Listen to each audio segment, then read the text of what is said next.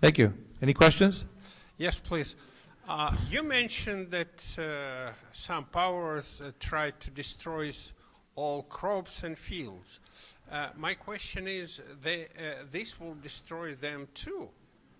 Yeah, I know. You can't see the logic. For example, if you look at the release of the avian flu, the fact is if you make vaccines, the virus keeps changing so quickly that unless you're using something like advanced scalar weaponry, they're not going to stop this. It's going to continue to mutate. It's like insanity. George Bush's squinty-eyed daughters are breathing depleted uranium too.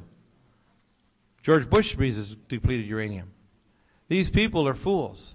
They're indwelt by demonic entities. We have to face the reality that is hard for the regular population to understand, that demonic obsession and possession really does exist, but it exists in a way scientifically because people have to understand that the separation of science and spirituality is all based on ignorance.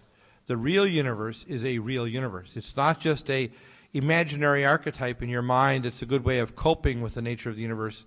It is a reality. These beings really do exist, both in the physical flesh and on the astral planes, which is why all the higher level Masonic orders or the black dragons or the higher level Buddhist dark monks and so on, all of them are indwelt by demonic astral entities. Yep, go ahead. Yes. Are there transdimensional beings who are on our side helping us? Of course there are. Of course there are. There are very advanced civilizations and beings. They call them angels. Angel means messenger of the Most High God. Now, for an ancient society 3,000 years ago, it's very hard to say to a shepherd that someone's from a specific star system or from a different time, space, or somewhen, not just somewhere.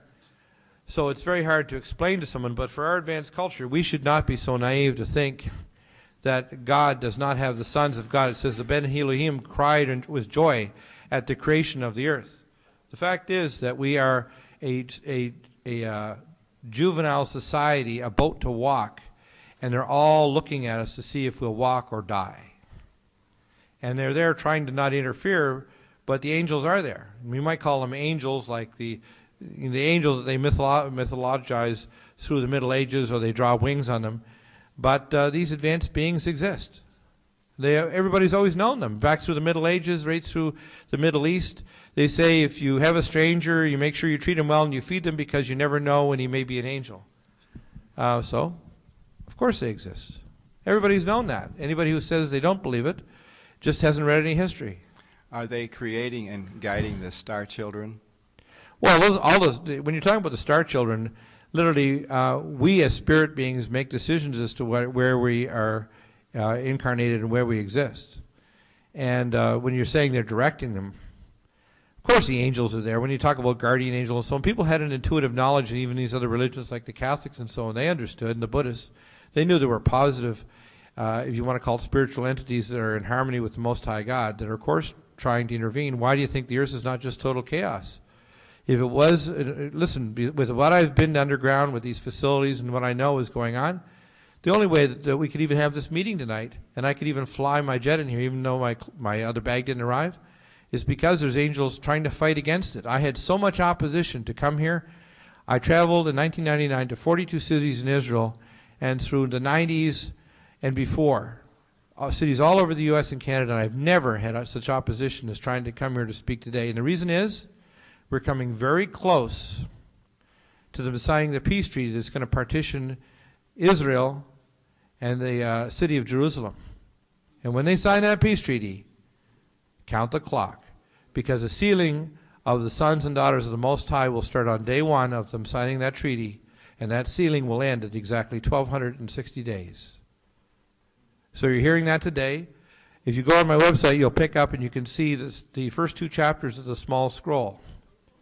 The first chapter I received back in 1998. The second chapter I released in 2003, and there's 10 more chapters to be released. If you read that, you will read not the words of a man, but you read the words that were given to me by the Most High. And they're words that will speak to you and make you understand and cry for what's going on in our world. People are always looking for a technical answer. They want to be entertained with archaeology or pictures or artifacts. What they have to know is that they need to stop looking outside and start looking inside to their spirit, because if they ask the right questions, all of the answers are already in their spirit, because they're children of the Most High. And when they look and they call them star children, we're all star children. We're all star children. They're just starting to open up. They're like the bubbles in the bottle. Little children opening up their eyes. My little daughter with Down syndrome, she knew when my son's wife was pregnant. She just put her hand on her tummy and says, Naomi's pregnant. Naomi's going to have a baby. You know why? She's my daughter. I'm a medical intuitive. I can tell and feel people and help them thousands of miles away. I don't need to be with them. And the reason is, that's the nature of what we are. I'm not different. I'm the same as you. Those parts of my being have just been opened up. And what I'm trying to say tonight is, we are the sons and daughters of the Most High God. We have to stop being mechanistic Cartesian men and women that are machines. We're not a biological machine. We're a supernatural super being. We are an eternal super being that needs to start facing that reality, or our civilization will die. How do we open up these new areas that are open to you? And I mean, the first thing that I'm doing is I'm trying to do more teachings on my website, my show. The second thing I'm going to do too is I can pray with people, and I can also, with time, and it has to be them being drawn to be prayed. What I do is I pray for them firstly for their name. And their name literally is like a trajectory. It's like it says in the Bible, it talks that they shall be given a white stone with their name on it, that only them and the Most High shall know. And it is like their way. So when you tell someone that they have to have religion, what you really should be telling them is to start reading from their book of life, which is their trajectory, their name, which is their spirit name of what they are. Their book is a very large book. And that's the problem, is people are expecting to have a pat answer. And so what they need to do first is they have to start seeking. Once they seek enough, people have called me and said, well, I'm ready to receive my name. I said, no, you're not. You're not ready. I can tell. My spirit can tell they're not ready. When they're ready, they'll know that there's a ring in their spirit that they're ready to know their name, because taking your name means you have a trajectory, you have a responsibility. When I took my name, I knew I had to let my practice go. I had to let my fear of death go. I had to let my fear of never seeing my family go. I had to know that for me to be what I am, which is a prophet of the Most High God, I had to speak out and say things that were so shocking to my professionals that they would think I was insane. I had to speak out and tell whistleblowing things that were so upsetting that people would say, how can you say that, even if you've got proof? So it's a journey, and you get on that pathway. A lot of people say that they're ready, but they're not. What they need to do is they need to get in some very serious prayer and cry out for what they are first.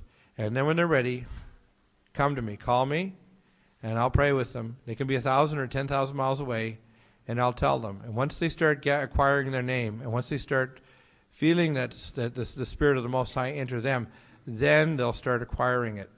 They don't need a formula. They don't need to go to a temple. They don't need to pay any money. They don't need to join a church. What they need to know is they need to start having the pathway to their pathway to the Most High. That's what they need. Because anything else is mind control. So how do we get to the rest of the sheeple? The first thing people, as they say, they're looking for the answer, like you're looking for an answer now. What I want people to do is start looking for the questions. That was the chief thing that I was trying to say tonight. You need to look for the spiritual questions.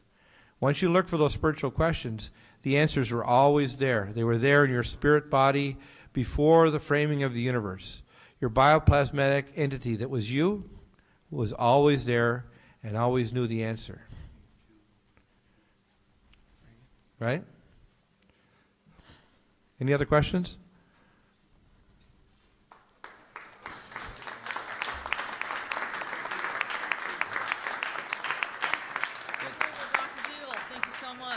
You're welcome. All right. Thank you for inviting me. I'm sorry I tired you out so much. No, not at all. Well, we hope you liked that presentation of Dr. William Deagle. Yeah. I know you guys are a little tired. You don't have to worry or being rushed out. Take your time. And we do have probably copies of this tonight, believe it or not.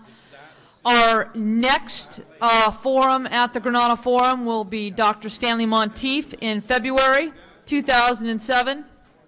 We want to thank you again for tuning into the Granada Forum. For those who saw us, we're still working on a few little kinks, and we're getting better.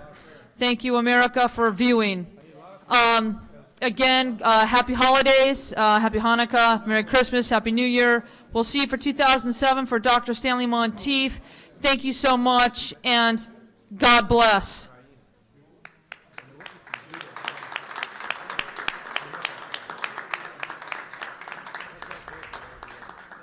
Yeah. Next time I come, you'll see me, I wear my